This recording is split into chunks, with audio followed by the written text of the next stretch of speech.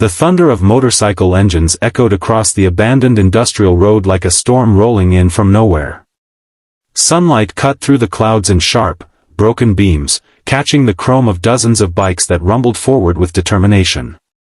What was meant to be a simple charity run, raising money for children's shelters, was about to turn into something far darker. And none of the riders, not even their toughest members, knew that within the next hour, their pride, their safety, and their reputation would hang by a thread.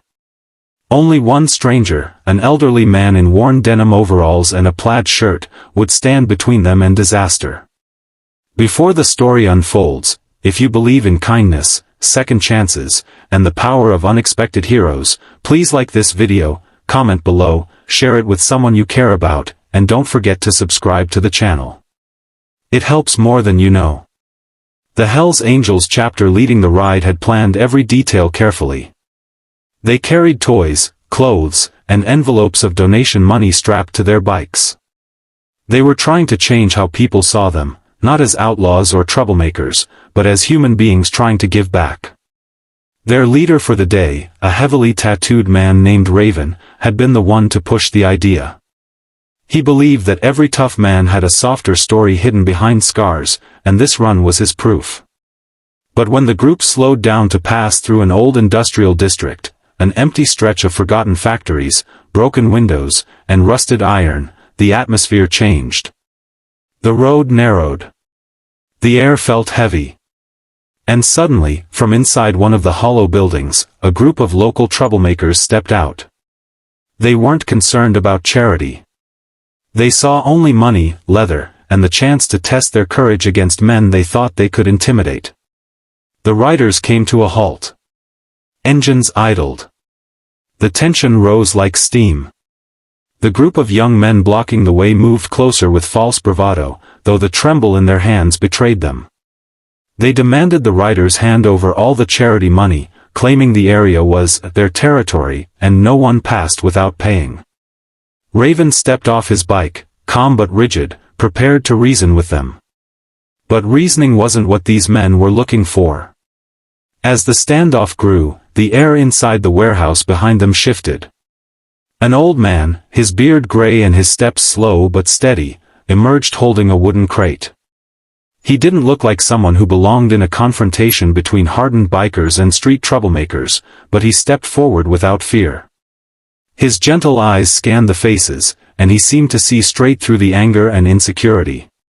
His name was Henry.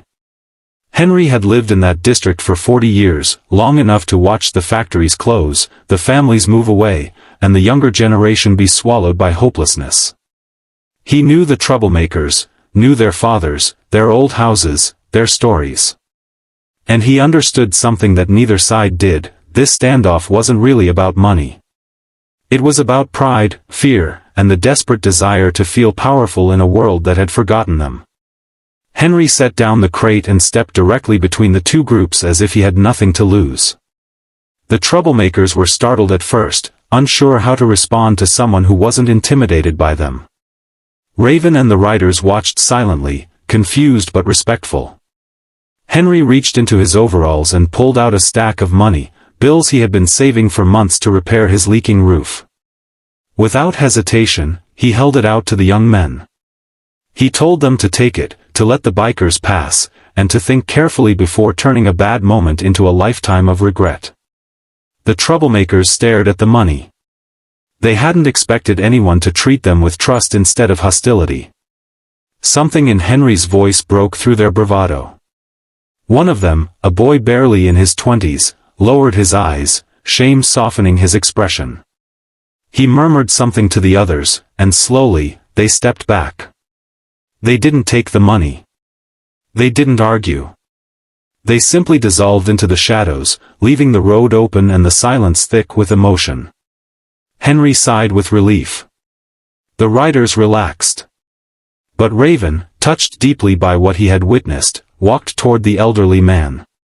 He didn't see him as a stranger anymore. He saw him as a man who had just saved not only their charity run but their dignity.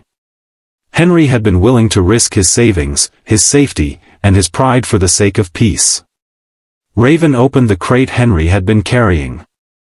Inside were handmade wooden toys, carefully carved trains, colorful blocks, tiny airplanes. Henry explained that he built them for local children whenever he could, hoping to bring a little joy into a neighborhood that had lost most of its light. He had planned to donate them to the same shelter the riders were supporting, but he had no way to transport them. Without a word, Raven closed the crate, lifted it onto his bike, and secured it with his own straps.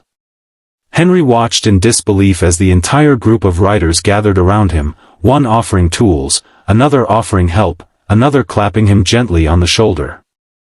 In that moment, Henry realized something powerful: kindness, no matter who it comes from, always finds its way back. When the ride finally reached the children's shelter, the staff were overwhelmed.